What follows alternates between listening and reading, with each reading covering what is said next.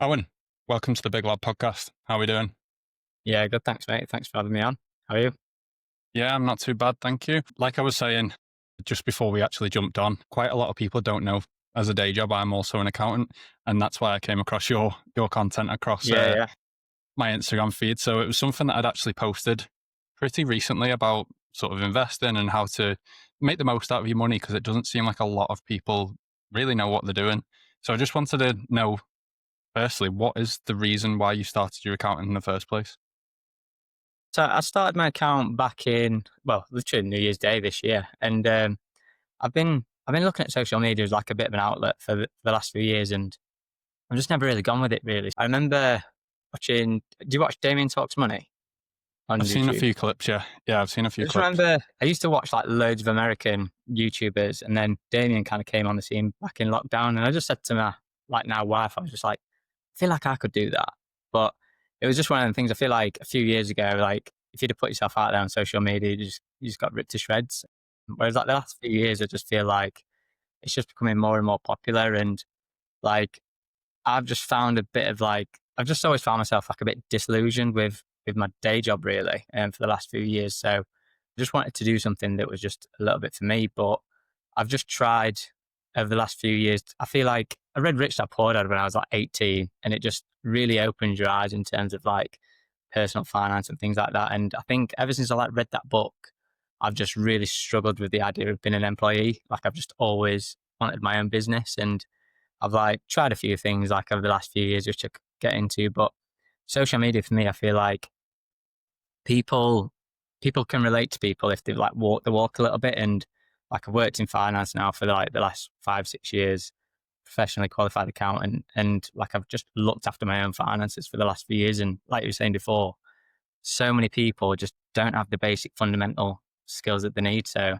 yeah, just set the channel up like just hoping that I could just help more people. I guess the people that I kind of think about when I'm doing my content is people like my mum and dad and things like that. Like they've gone a lot of their life where they've never invested and things like that. And then that those kind of like lack of lessons then pass through to your kids as well. So I'm just trying to change that really.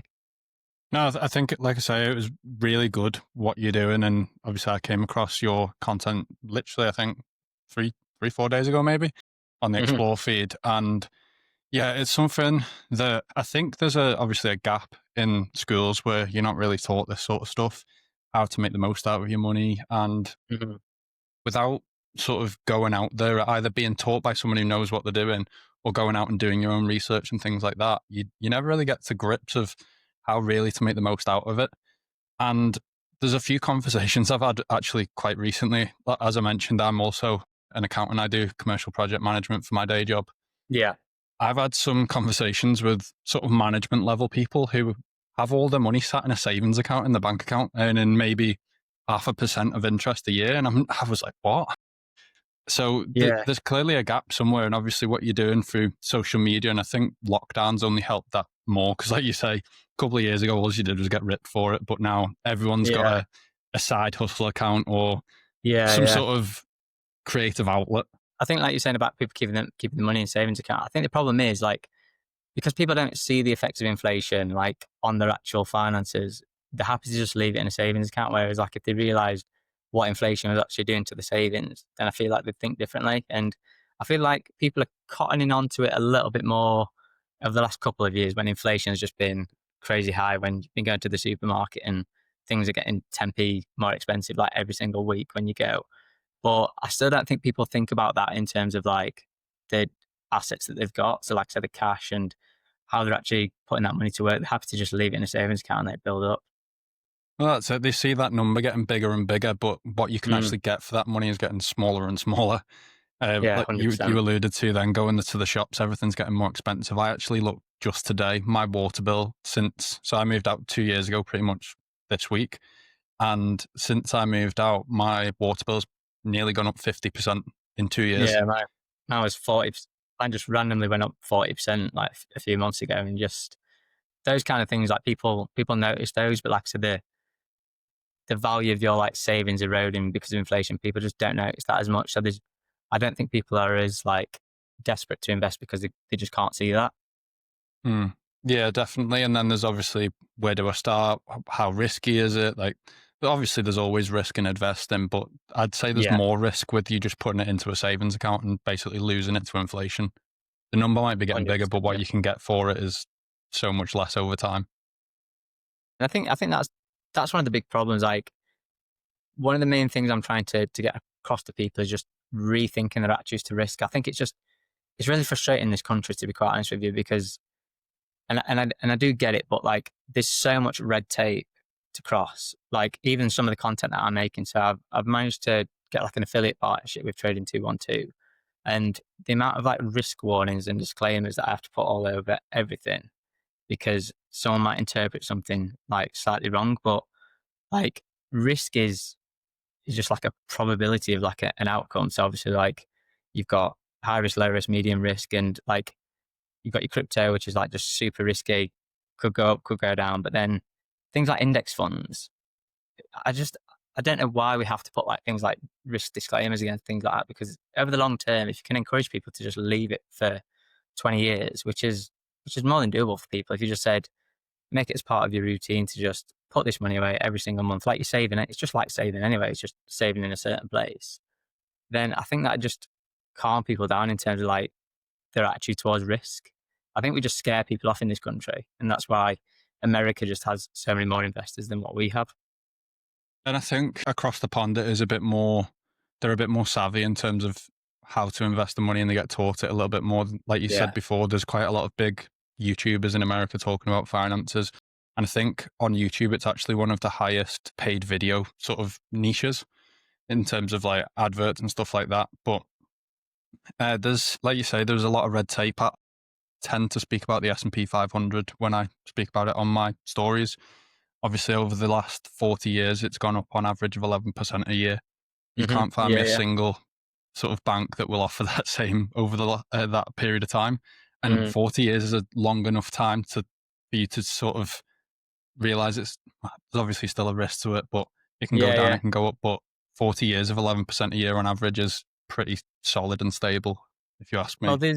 there's that study, isn't there? Have you ever read Psychology of Money by Morgan Yeah, Housel? yeah. A fantastic book, and one of the chapters in there, he talks about the S&P 500 returns if your chances of making money basically if you leave it for so long. So if you leave it for a day, if you leave it for 2 years, 5 years, 10 years, 20 years, and like there's just never been a 20-year period in the S&P 500 that's resulted in someone not making money.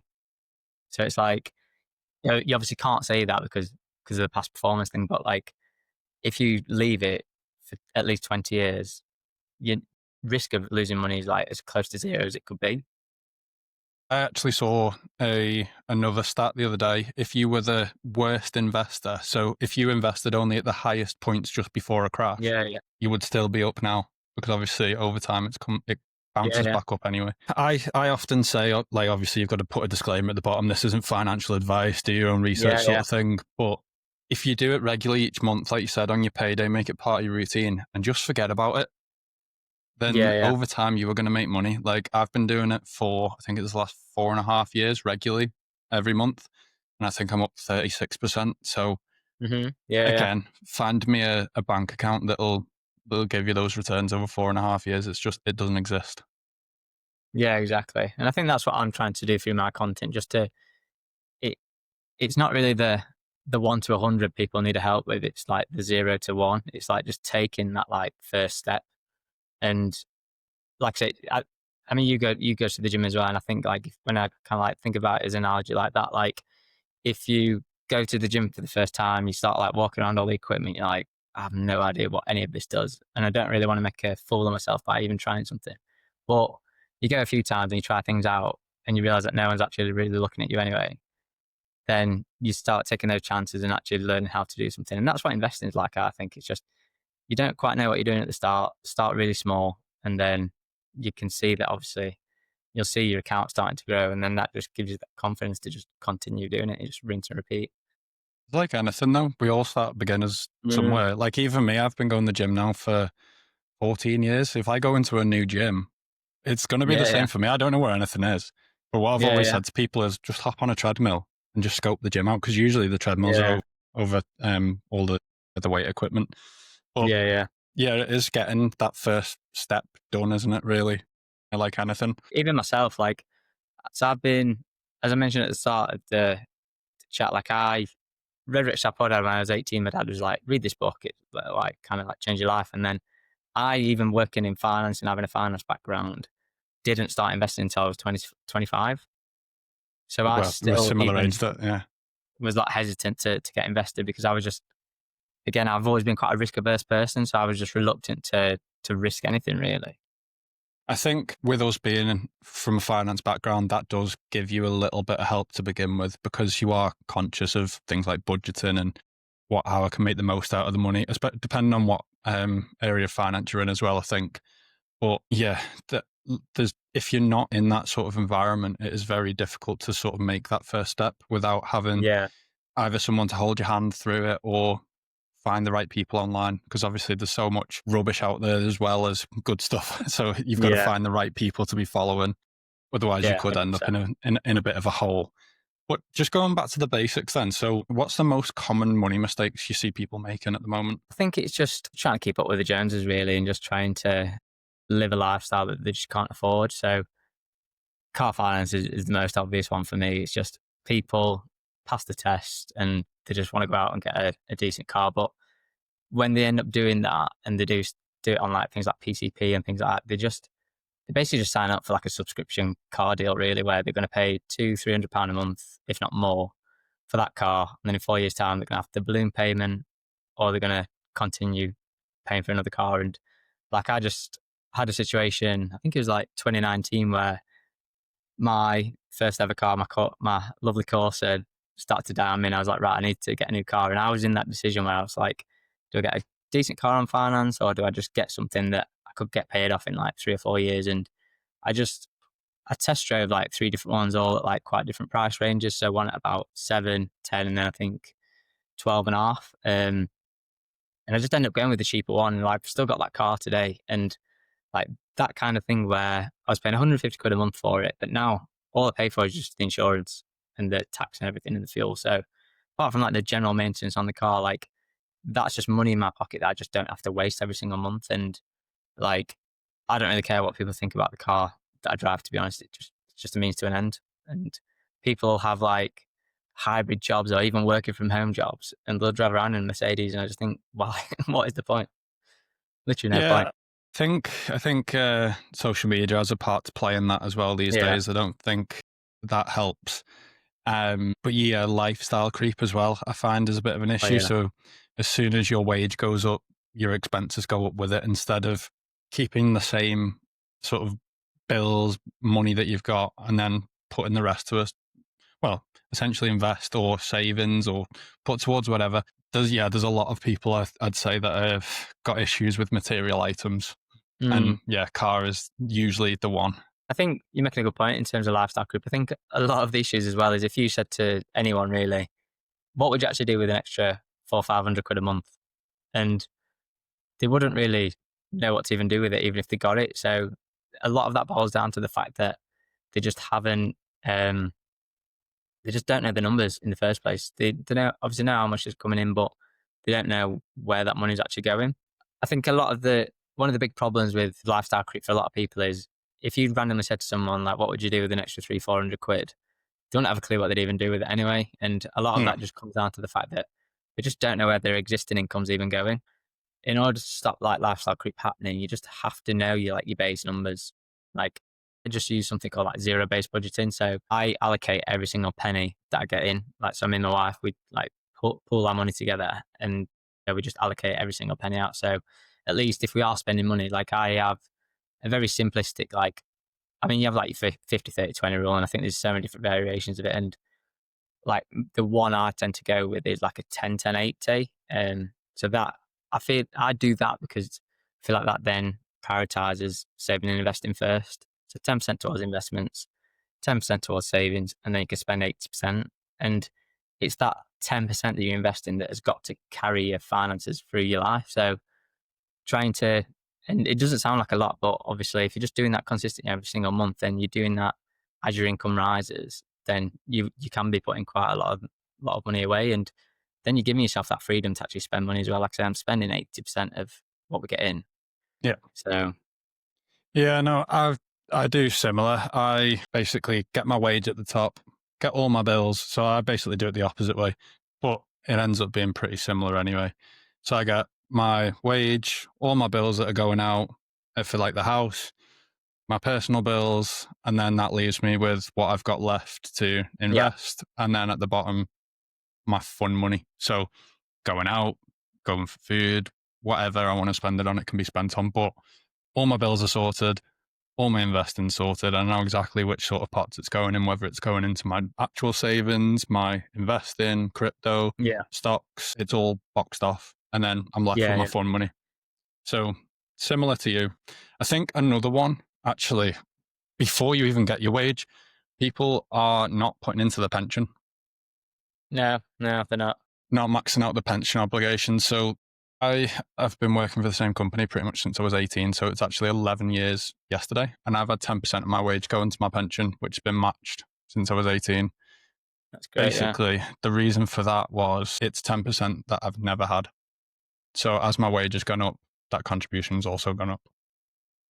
And that's because really good. the company's matching it as well, it's basically 20% of my wage since I was 18. Yeah, and I think a lot of people are just even missing out on that like match piece. So like the company I've just joined are offering a 7% match, but I think it's like a bit of like a sliding scale upwards. So I think if you go at the very minimum, it's like you put in 5%, they'll put in you put in 5%, they'll put in 3%, but then they'll start like increasing it if you increase it as well. So like I said, 7% is like the highest.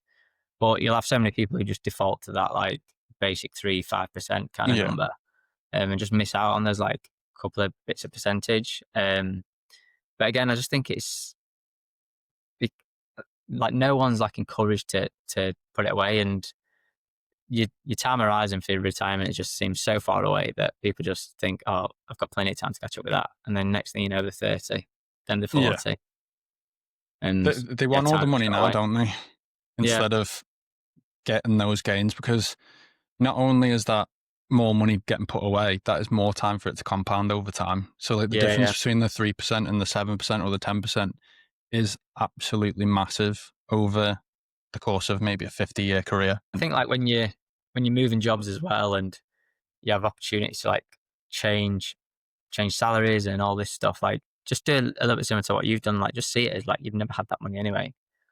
So if you've gone from one take home pay, say you was on 2.5 grand, and then your new wage is on 2.8, could you knock it down to like 2.7 and just put a tiny bit more into your pension? You're still getting a pay rise, but you're still then getting a bit more to your pension as well.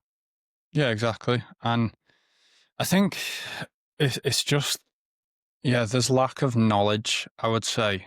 In terms of, I actually found a couple of facts out for this episode as well. There was a study by Money and Pension Service back in 2023, and only 4 in 10 adults felt confident managing money, Mm, which is quite concerning that yeah, 60% of the country don't know how to manage their own money.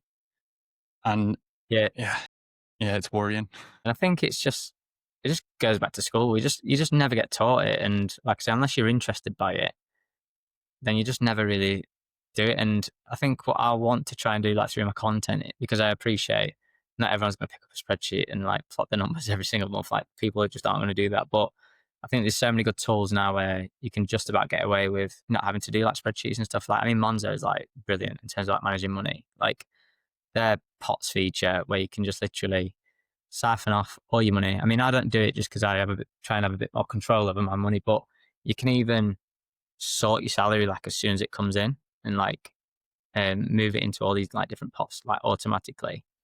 And then the virtual cards features, I think it costs about £3 a month to use it, but like you can then get cards for each of those different pots. So All like right. my wife and I, we have like a food one, like a socializing one where that's like our guilt-free spending, if you like. If we want to go out for like a bit of food, like we just pay out of that. Got one for the dog, got one for the like house bits and stuff. And I've just then got like a card for each of those. So I can then just pay directly from them and I don't even have to manage it.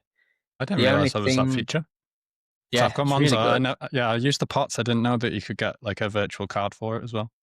So you have to, like I said, I think it costs about £3 a month, but it's so worth it, to be honest. The only thing where I'm struggling with it a little bit now and is just trying to pay for things on a credit card and trying to get like credit card reward points as a result. And to be honest, I'm getting to the point where like I wanted to just cut admin down as much as possible. Like I feel like I spend way too long each month, like moving things about. So then that just conflicts a little bit with my budgeting. So if I've put 400 quid into our like little food pot, but then I'm paying for everything on my Amex, I'm then going to mess about like moving things across and putting it to one side so I can pay off the credit card bill in full. And like it's great for the Amex points. And I'm hoping one day I'll be able to like use them on some flights or something. But that admin bit, you just like, they'll just stick with the virtual cards and just do it that way because it's so much easier. I think that's one of the things, isn't it? Is people see the whole financing side of things as a bit of a admin job, and people don't want to do it, which is another reason why people have the excuse not to do it. So, sort of, if someone is struggling with money, what's the first step that you would sort of recommend for people to do? It's not the most fun job, but you've got to go through your bank statements and just understand where your money's going. So print off 3 months of recent bank statements and just go through and just make like a bit of a list. So I think you do need a bit of a spreadsheet for this, but you don't have to buy one. You don't have to have a fancy one. You just literally need all the different expenses that you have. Just try and start categorizing them up. So obviously there's going to be easy ones that you're going to have every single month, like your mortgage, water, gas, electric. But then there's just going to be other stuff in there that's just a bit more variable. So like food shopping. I mean, we put our, I think, like I say, £400 to one side for food every single month. And I feel like over the last couple of years, it's never been just 400 quid, like constantly dipping into savings or taking a bit of money out somewhere else. But I know it's there or thereabouts 400 quid. Whereas like some people, like we talk about food shopping all the time, but like some people are like, God, I can't do a food shop for less than 120 quid. And obviously everyone's circumstances are different, but like, it's just that like, not appreciating like, what is a number that I'm kind of like aiming for each week. And those are like the basic things I think people could do. Just like understand how much your income's actually getting spent and where it is, and just trim the fat really. Like if you've got like subscription get a bad rap, but to be honest, like I think as long as things are intentional, that's the main thing for me. So like I don't think it really matters whether you've got subscriptions for Netflix, Spotify, Disney Plus, Amazon. If you're using them all, great. But as long as you know that they're there, how much they're costing, and you're not doing that at the expense of something else. I think that's important, is to know where the money's going, because I think a lot of people, when they do that exercise, get very surprised and then realize sort of, oh my God, I've got £100 worth of subscriptions going out a month, but I only use 2 of them. And it's something that I did a sweep of recently. So I'd had Odeon Limitless for a couple of years, which I was really using. And then this year I've just not been able to. I've been too busy. I think I've been to the cinema maybe 4 or 5 times this year. So like 5 films have ended up costing me like 200 quid. So it's like 40 quid a film. So Yeah. it's made no sense. And it's not even like big things sometimes, but like over time, they just can like really add up. So, I mean, like a good example for me at the moment is just my gym membership. So I've had like a multi-gym pass with Pure Gym for the last few years because I've just worked in different places. So I've always commuted for the last few years, to be fair. So I've needed access to a gym like in Leeds, in like Burton and all sorts of different random places. But since I've started a new job, I'm just working from home full time. So like I can just have one core base now. And I think I was paying like 30 quid a month for the multi-gym one. Now it's gone down to like 26 just by knocking it down. And like I said, it's not a lot, but I could have just left that without even realizing. But it's just like bills like that and your phone bill. Like phone bills are another good example. Like people pay way too much for the phones. Like I buy a brand new iPhone every 5 years, like the best iPhone that you can get at the time. And I keep it for 5 years. So bought the iPhone 15 Pro a couple of years ago now. I've got my last payment next month. So I've been paying £55 a month for the phone to just pay the actual handset off. And then I've had a SIM only deal for like 12 quid. So then I've been paying like 65 quid a month for like the last 2 years. But now for the next 3 years, I'm going to be paying like 12 quid a month. That's similar to what I did. So I got the iPhone, I think it was 10 Pro or whatever it was. Yeah. It was a good like while ago now, and then it was getting to the point where I was like, this is really slow. I need to change. Yeah. But I'd had, like you say, like 3 years of spending, I don't know, 15 quid a month or whatever it was. And now I got the new one about, I think it was a year ago. Yeah, because it's the 16 Pro Max. I just paid that off straight off. So my phone bill cost me like 15, 20 quid a month. Yeah, And yeah, this will last me again another 5 years. There's no need to get the new one every single time it comes yeah. out because let's be serious, nothing really changes that No, drastically. But and yeah, I think, these are the areas, I think where like when people say like, I think this whole like kind of remit about like paying yourself first. The reason why people say that is because if you leave it till the end, there's never anything left, and like people go through the expenses and they're like, I can't put £100 a month away to invest because I've got nothing left at the end of the month, and like those are like just situations where if you like look through your finances, like your phone bill, like subscriptions, you might be finding 50, 70 quid that you could just start going. And like I said, I think the thing with investing is that I think people just need to get the taste for it. And like once they kind of just start understanding how it's working and they just see the money growing, like it's just crazy. Like, and I just think people just need that bit of experience to start with. yeah, yeah, there's definitely a bit of hand holding that needs to be done, but it's just how people get the right advice. And especially, obviously, with the cost of living, people's wages are getting a bit tighter. There's not that much money left at the end. Like you say, once all the bills have gone out, there's not a lot of money sometimes going around. So maybe investing is not necessarily for everyone. I would say, obviously, put a Mm. proportion to just savings and obviously then the rest to invest in. Have a bit of a Yeah. And balance. I think that's something that I do try and encourage through my content. To be fair, like you said, not everyone can get invested from like day one. Like if you've not got an emergency fund there, then that's where you need to start focusing your attention. I mean, I've just had a situation this year where I literally got in my car and it just it just wouldn't start, and that was ended up being like 175 quid to just get like a new battery fitted. And next, well, on Thursday we've got to get our shower fixed, so that's another like 900 quid.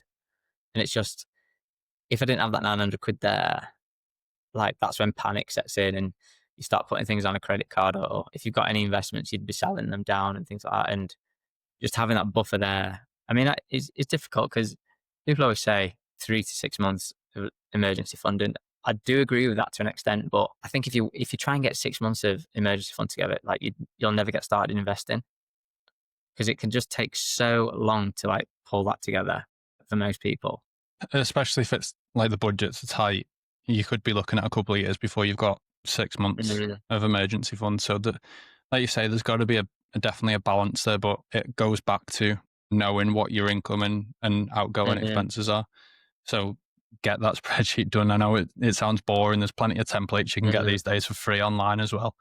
So I think it's very important that people know how much they've got coming in, know what they've got going out, and then you can see what you've got left to save and invest. I think obviously everyone's numbers probably subjective, but like a bit of a narrative I try and give as an example when I'm helping people like try and think about their emergency fund is just what's the number that will just help you sleep at night? Like if something does go wrong tomorrow, like what's that number that you feel comfortable with? And I think for most people, you'd probably say at least £1,000 because most emergencies, like hopefully will be £1,000. I mean, for me personally, I like to have at least like 3 to 5 just in case anything drastic did happen. I mean, like my mother-in-law's boiler like nearly went last week and that was potentially going to be like a couple of grand for her. So there's situations like that where it can like get out of hand. But I think for most people, like just at least aiming for that grand as just a bit of a buffer is a good number to kind of like aim for at least.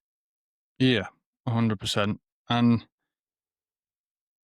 we've already touched on it, like in terms of not just putting all your money in the bank, but what would you say the best place for beginners to go to? Would it be an index fund or would it be picking individual stocks? So setting this channel up, I decided I needed to start taking my own advice. So last few years, like I'm a massive believer in tech, and I just think there's a guy I follow on Instagram at the moment. Like he's really blowing up quite well. Have you seen Tom Wickstead? I'm not sure. I He's may recognize him. literally, to be honest, he's just like picking up his phone and just talking into it. But he just talks so much like no nonsense stuff, and he hits the nail on the head every time. And he just said an absolute mind blank.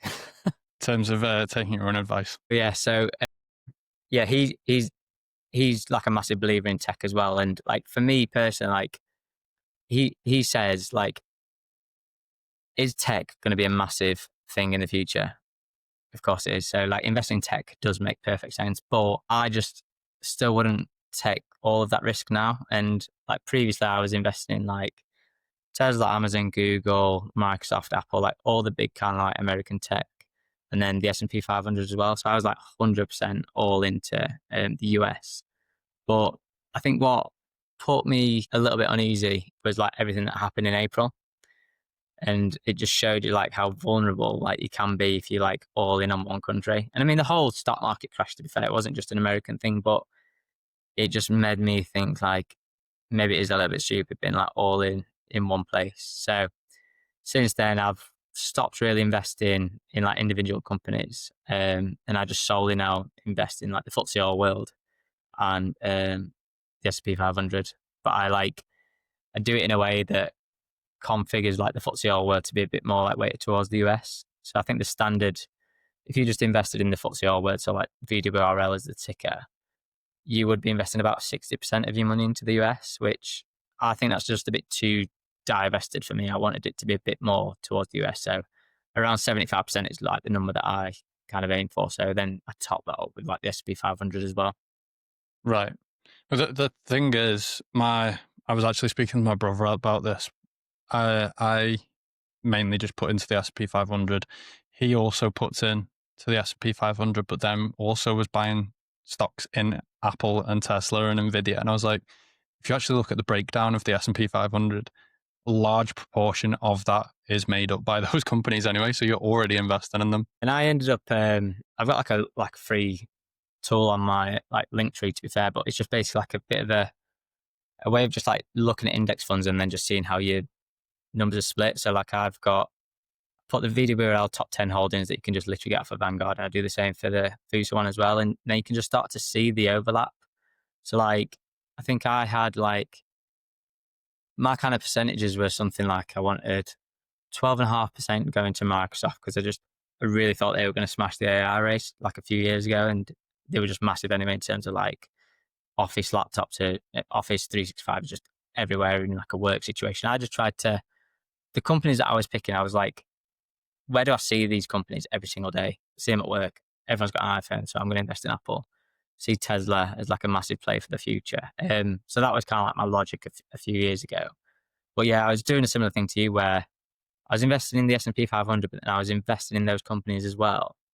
So then when I like broke down like how that, say I was investing 500 quid, when I broke that 500 quid down and I wanted to invest 12.5% into Microsoft, I might have actually been investing like 18% into Microsoft. So yeah, I just kind of like took my own advice a little bit really. And I just like, right, I'm just going to invest in index funds and then I'm going to put those two index funds together and just see how that works out now.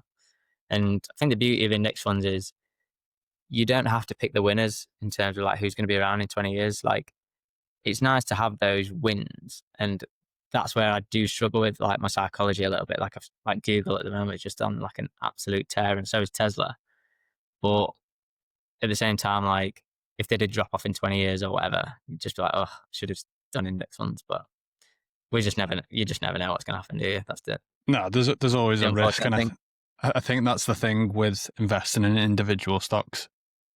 If it goes down, then your money potentially is gone. If you're in an index fund, there's other companies in there that can be propping that back up. If one Yeah. company's going down, there could be 400 others in there that are going back up. So Yeah. in terms of for beginners, if you're not that financially literate, I think index funds are 100% the place to start. And as I mentioned earlier, the S&P 500 has gone up over 11% over the last 40 years. So Mm-hmm. there's plenty of data that backs it up. And you don't have to keep up with it in terms of what each company's doing. You just plug your money away, forget about it, and do the same again next payday.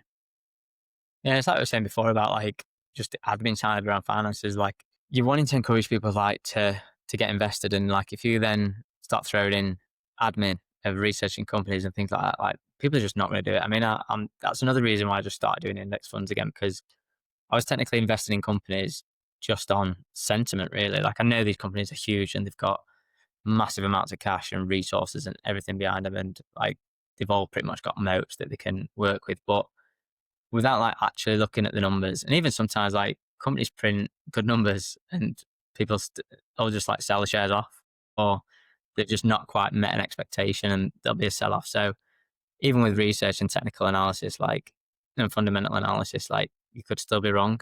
So yeah, I just don't have the time to research into companies anymore. And to be honest, I find it a bit boring researching into companies. So, and by the time you've researched one to death, that information is probably out of date and you've got to move on to another one anyway. So we've all So got much busy can lives, change like, day to day, can't it? And it ends up basically taking your life up by keeping up with all the different companies that you're invested in. And yeah, like you say, it just adds admin to it. But in terms of investing into sort of index funds and things like that, I don't think a lot of people understand compound interest in as well. So I've got a little example. So if you invested £200 a month from the age of 25 to 65 at 7% return, so less than the S&P, you'd have over 500,000 by the time of retirement by mm, putting in, I haven't actually worked out the amount that you put in, but it's a hell of a lot less than 500,000, put it that way. yeah, yeah. So I don't think people understand that side of it as well. People just think of say if they were putting it into the bank, they were like, oh, if I put £200 every month, I'm going to have 2,400 by the end of the year. Whereas you put that over time into Yeah. something that's going to compound over time, your returns are going to be way bigger. And then you've got things like Mhm. dividends that come from the S&P every quarter. If you reinvest them, that only further adds to it. Yeah, yeah. And it's even like savings, to be honest. I think, I don't know if you've ever been like it, but like, you'll get your savings to a certain level and you automatically like just take your foot off and think, "Oh, I could dip into that now." Yeah, Whereas like your brain just can't really comprehend how like big the numbers can get when it comes to compounding. So like when you're hitting those really small numbers, I mean, like even my investments, like I think my account's like 17 grand. I mean, I've got a pension as well, but it's just so low in the grand scheme of things. But I know that in 10 years' time, I'll hopefully be pushing that 100K number at least. And that's when it really starts to like take off. 100%. And the reason why I'm doing it is basically I don't want to work for the rest of my life. My Yeah. S&P essentially is there to be my early retirement fund to get me to my pension. So obviously Yeah. I've been putting essentially 20% of my earnings have been going into my pension. So I'm going to have a decent pot by that point anyway. I've set a target. It's probably quite ambitious with the way things are going in terms Mm. of inflation and everything, but I've set a target to not work past 50, which only gives me just over 20 years, which Yeah. is Yeah. extremely ambitious, but at least I've got an aim. And even if it's 55, it's still earlier than 67. But I mean, it is doable though. I mean, so like me, my wife and I, we just got quite fortunate like in December time. I ended up moving jobs and she got a promotion at work. So we were able to like really up our investments. And for the last few years, like I've tried a couple of different things and I've just not really had the spare cash to invest. So like I think I went like a 15-month period where I just didn't invest anything. So when we got these like promotions and new jobs and stuff, I just tried to take my own advice really and just avoided that lifestyle creep. And we just got to the point where I was investing like £1,000 per month. And we've just recently had our daughter 3 months ago. So we're kind of coming into this like maternity phase now where like money's going to drop back down again. But I mean, if we'd just stayed on that trajectory of like investing £1,000 per month, like we'd have soon quickly like be getting so much money away. And like you said, when compounding starts to take grip of that as well, it's like, it's mad what you could do in a short time if you've got contribution behind you. I mean, I see people all the time like filling their ISAs every year, like 20K a year. And I just think, fair play. Like, I don't know how Yeah. you're doing it. Firstly, congratulations on your daughter. Oh, thank you. And secondly, about the people maxing out their ISA, there's a girl, I think, that's on My Protein that I'm sponsored by. I think she does TikTok shop, and I'm pretty Mhm. sure she maxed out her ISA in like June. Wow. Yeah. She was earning silly amounts of money off TikTok shop, and I was like, fair play. At least she's got her head screwed on a little bit. Yeah, yeah. But yeah, the power of compounding, especially the earlier you start, the better it is. Like I saw something the other day actually, because I've got three younger brothers, but the youngest one's 18, and we saw Hmm. something. I think it was if you put it was either 150 or £200 a month away for 7 years. So up until he was 25, and then just left it. I think by the time he was 65, it was like $500,000 or $1 million, something it worked out. Mm. It was like a silly amount of money for what he'd put in, basically. At that age, when you don't have bills necessarily to pay, it's the perfect time to do it. But like we've spoke before, it's keeping up with the Joneses, and people are just doing things for social media, for image, and it's a strange world we live in, I would say, in terms of that. Like people at like 18 have such a massive opportunity that just end up sleeping on. I mean, I did a video when I first kind of like started out, to be fair, and it was how you could save like 50K in 4 years by just staying at home. And I remember when I first started working, I got my graduate job at Deloitte, but then I deferred it for a year. So I just worked full time for a year and did a bit of traveling. But during that year, I was earning like, I think about £1,500 a month. Then we were living at my wife's mum's house.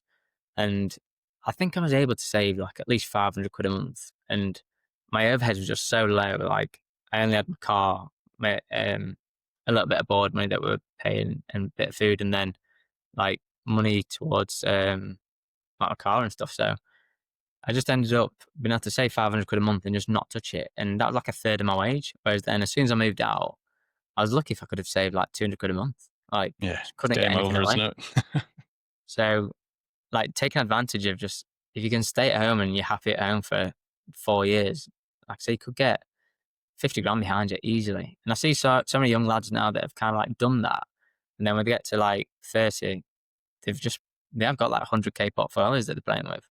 Just mad. Yeah, it sets you up. If you're smart early doors, you can properly set yourself up for life. And it's one of those things where I'm a little bit annoyed that I didn't do it earlier. Really?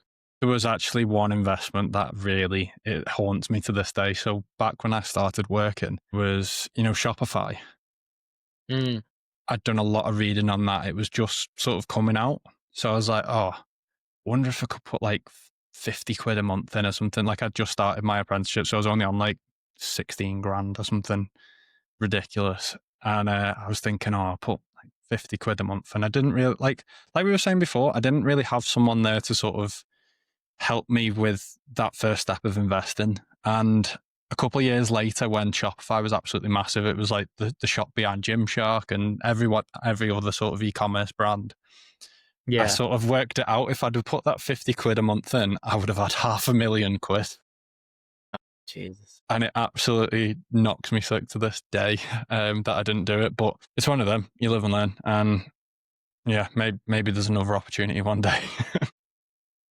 Yeah, I had a similar story. Not as big a number as that, to be fair. But I started when I first started investing. I had a mate who was like heavily investing into crypto, and because I started at 25, I think one thing I've always been consistent with is like just my attitude to risk. So every time I have taken a risk, like it's always been quite calculated. And I just, when I first started investing into crypto at 25, I was just like, do you know what? Like I'm young enough.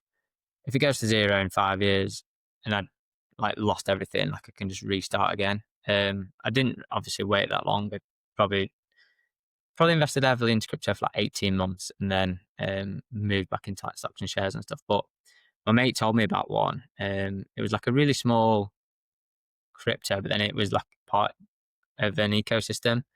And he was investing in it and it was like $1 or something like that. And then he mentioned it to me the day after and it was like $2 and it was just like absolutely flying. So I think I put 350 quid in.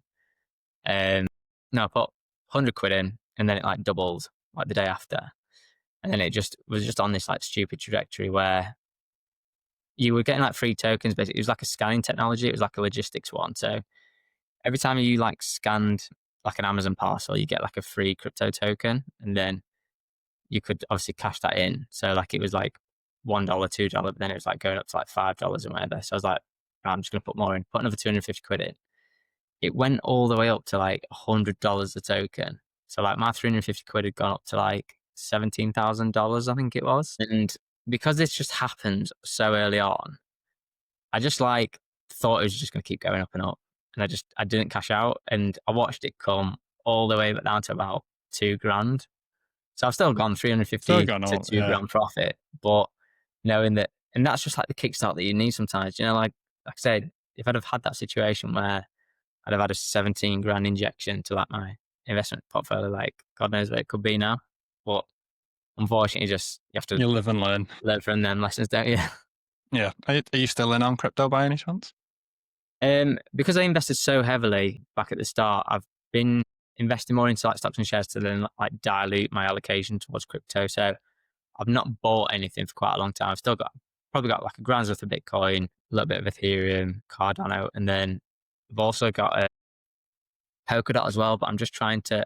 I've been staking that for like the last couple of years because I was buying it at like $10 and it was like 50 at one point. So I was like, think it might go back to that range, but it's just not moved. Like altcoins have just done terrible, to be honest.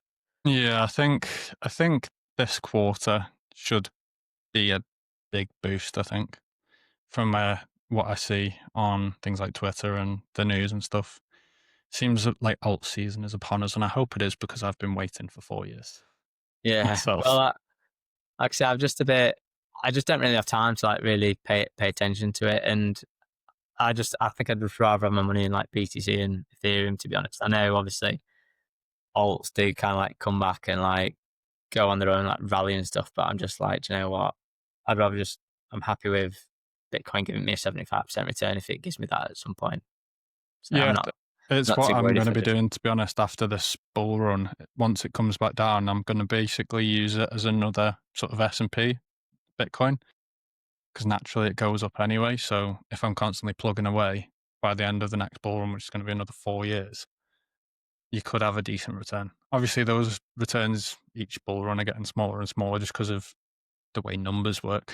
um, Yeah, yeah. but yeah, I was going to test that out and see how it goes because I allocate, like we were saying before, I have an allocation for crypto each month as well. I think if I'd not invested so much at the start, I'd probably make 5% of my portfolio to crypto investments, to be honest. I think I'm still around like 10% kind of number. So I'm just going to keep like diluting down by investing in stocks and shares till that number comes down to about 5. And then, but as well, another thing I really hate about crypto, to be honest, is just tracking it. Hmm. Do you know, like it's so much easier, like in like trading 2 on 2 and like with your stocks and shares, like track like how you're actually doing. But because crypto's all over the place and like you have to put it in like cold wallets and transferring it around all the time, like it's so hard to keep track of like where you are up and your average buys and things like that. I've noticed Coinbase recently, if you have just it on the standard Coinbase website, has introduced a sort of profit and loss on there Mm. now, so you can see where you're at. I have a separate app called Coin Market Cap. So basically, as soon as you Oh buy yeah, something, you've then got to add it in there to say what price you bought it at and how many, and then that sort yeah, of keeps it track. So that's what I use. But I think in terms of yeah, people investing as a beginner, crypto is probably definitely not the one to be going for. yeah, absolutely not. No, There's a lot of useful coins out there that have utility, but there's also a lot of stuff like meme coins, which, yes, if you are lucky enough, you get on one and it absolutely flies and you jump out. But most of the time, you're going to lose your money. that's just like a speculative stock there as well. Like people could do the exact same with a speculative stock. Like you wouldn't do it with that, so just don't do it with crypto either. But I think a good allocation to the Bitcoin, well, I say a good allocation, like a small allocation to Bitcoin over the long term should be relatively safe, I think. Yeah, But I it would should be agree. like a last resort thing that you're focusing on that, in my opinion. So, just going back to it, you mentioned that you've recently gone into a new job. Yeah. You put a reel up about it as well, that you actually took probably a different approach to most people. Most people trying to sort of climb the ladder, get a bigger salary, this, that, and the other. You actually posted one where you've dropped, I think it was from Yeah. 55K to 49K. Yeah. Yeah. You want to just talk about that and explain your sort of reasons why?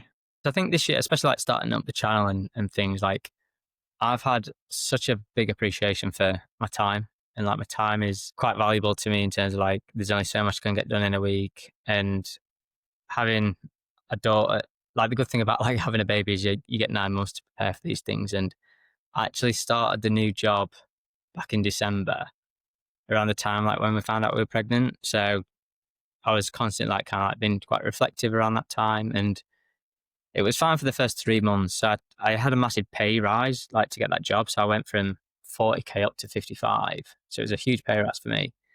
Um, but then we had a guy like leave our team. So then about 3 months into the role, like I had like more work on top of mine, and I was in a role where I was doing like what I do now, so like finance business partnering. So I was responsible for like forecasting and like month end reporting and things like that. And I just found that as soon as I got like that extra work chucked in as well, like I was constantly having to work overtime, and I feel like I just felt stressed every day at work. And I had a similar situation when I started as a grad at Deloitte, where I was just working every hour under the sun. And like when I got out of there, I sort of vowed that like I'd never really get in that situation again. And for me personally, like I just think to climb that corporate ladder, and if you want to be pushing those high paid jobs, you're going to be sacrificing work life balance and stress. Like I just don't think you can go for those high paying jobs and not suffer.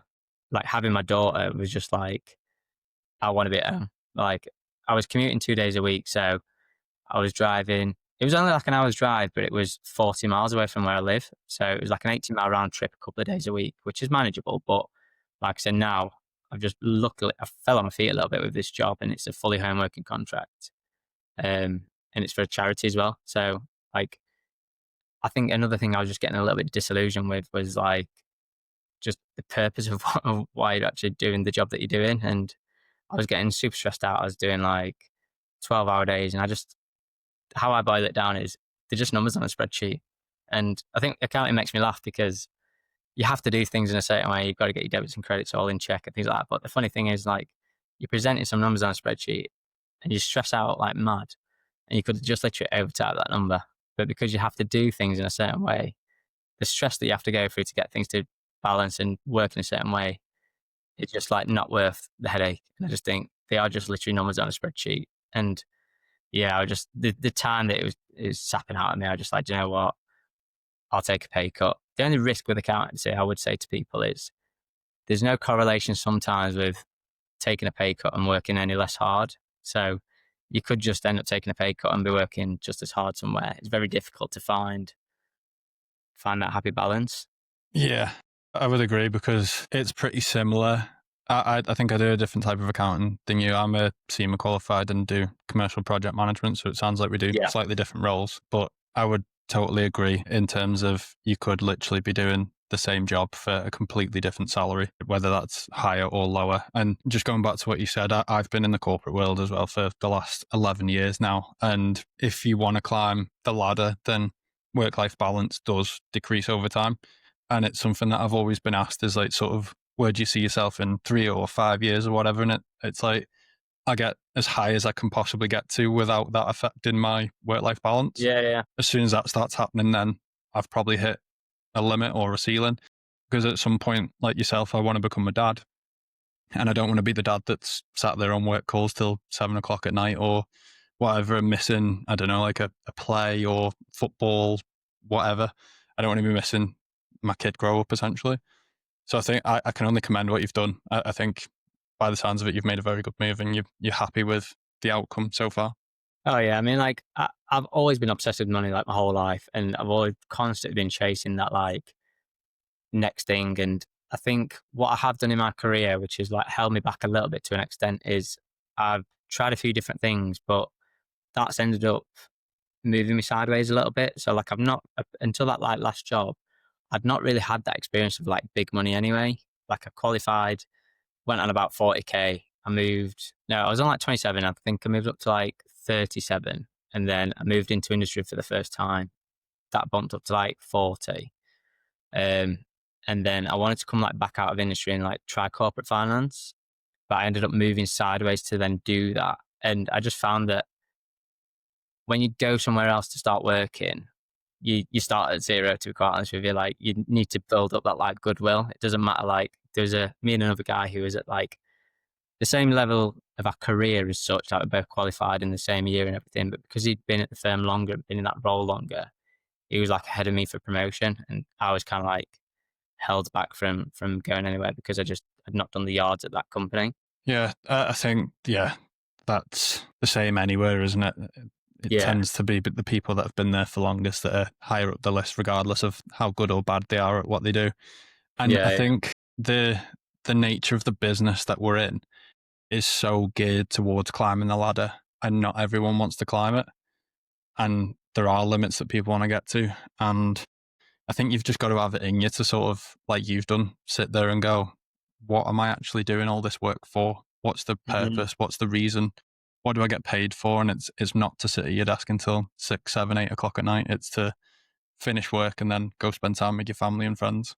Yeah. Like the problem with paid employment like that, and I think that's why I've always wanted to kind of like get out of like just normal employment. It's just because your worth is not attached to your value. So it's like what you get paid. If you work any harder, you don't get paid more. And at best, you might go into uh, like an appraisal or something and be able to like try and agree like a 5 grand pay rise. And it's just not really worth how much you've sweated it, to be honest. Like it just really isn't. Whereas having your own business, I mean, content creation stuff makes me laugh. I just for the first time, like this week, had a look at like how much I've actually made, like in the 10 months that I've been doing it. And it's honestly like next to nothing. But I get so much more fulfillment out of it because like I'm just growing like as a person and like I'm learning so many new skills that I would have just never even done like in my normal day job. Like I'm learning about like email marketing and like building like automations like within some of our processes and like how to actually sell things and like how to make content that like does well. Like it's so interesting that I would just never have done like in my normal day job. That's one of the reasons why I've got my fitness account, my podcast. It's my release outside of work. And I've actually just thought, so what you were saying before, like you could work harder for not a lot more money or you could work harder for less money. I moved to a job in March, same company, different business unit. So previously I was a junior commercial project manager Hmm. on the biggest projects we do. So they can be 100, 200 million pound projects. I moved to a business where instead of being on one project, I was going to be a commercial project manager. So a step up sort of title wise, but the projects are between, some of them can be 100 grand, some of them can be a couple of million, but I'll have 20 of them. I was Yeah. getting a lot of questions at the Christmas do because I'd handed my notice in on the same day as the Christmas do last year. Mhm.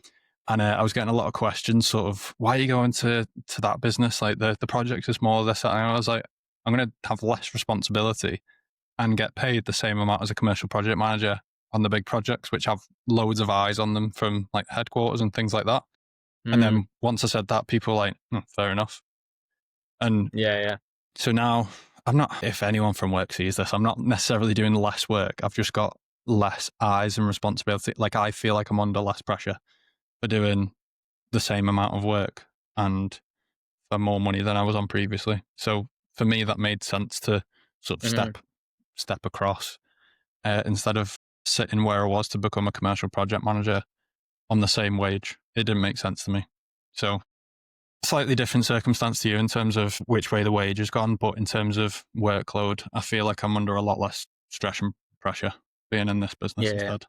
And something that I actually find interesting because it can be quite a bit of a taboo, especially in the UK, is talking about salary and things like that. So obviously you're very open on your Instagram about your salary, what you do with your money. And I think to an extent you probably have to because of the nature of the content that you're creating.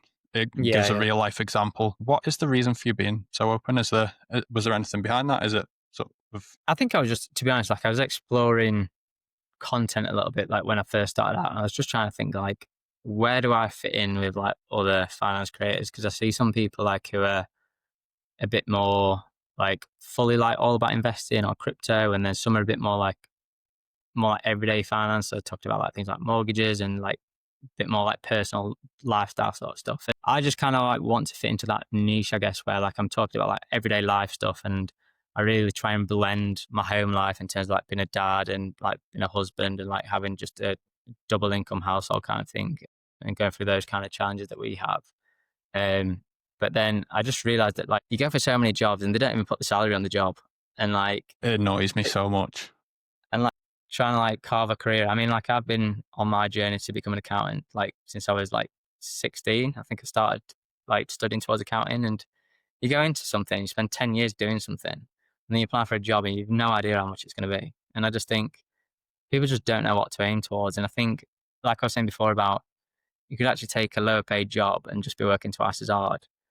People, they just don't have that like knowledge of, if I go for that job, is it going to be a good move or a bad move? And I think the other reason why I like to talk about my salary is just because I budget every single month. So I want to show people like how I carve up my money and put it to work. And the brand I'm kind of like trying to create for myself is that I am just like a normal everyday person. And I'm not in the most perfect position now, but I know in 10 years' time, I'll be in a pretty good position. So I just kind of want to show that journey of like, these are my circumstances 10 years ago.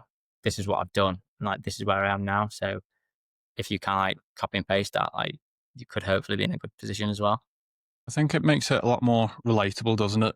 And I think the way you do it doesn't make it look like you're showing off in terms of, oh, look how much money I've got, or look how much money I get paid, sort of thing. It's quite, like I say, relatable. You're making it real life. You're showing what you do on a monthly basis, showing how you live, how you invest, and how you're sort of setting yourself up for the future, which I think really good. And like I say, one of the reasons why I got you on the podcast, it related to a lot of stuff what I've spoke about previously on my stories, but with me being a fitness account that is also doing podcasts, but as a day job, I do accountancy. It fit really, really well. It's really good content that you're putting out there. So keep doing what you're doing. I think we'll wrap up. What is one final piece of advice that you would give the listeners in terms of money, investing, anything? So, like I said, we've gone over it a little bit, but I just think the handful of steps that you just need to be taking is just know your numbers, know where every penny's been spent. And if you don't,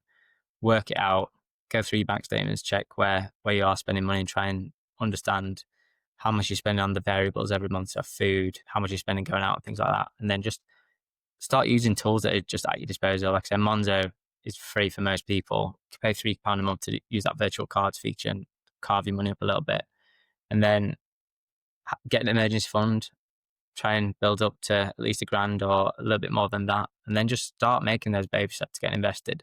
You don't have to jump in with £100 a month. You don't have to be investing loads of money every month. Just get that first quid, 10 quid, 25 quid invested and just get the reps in. And then once you've got your budget in on point, you can start making that part of your routine every single month. I think that's great advice. And it's the way I see it, it's kind of like building the foundations. So if you were building a house, you wouldn't start with the roof. You'd start with the foundations of it.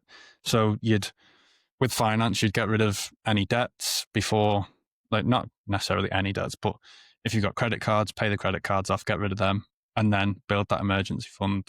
See what money you're playing with to begin with, and then go from there. Once you've got the basics set out, once you know how much money you've got to play with, then you can start looking to maximize what you've actually got left.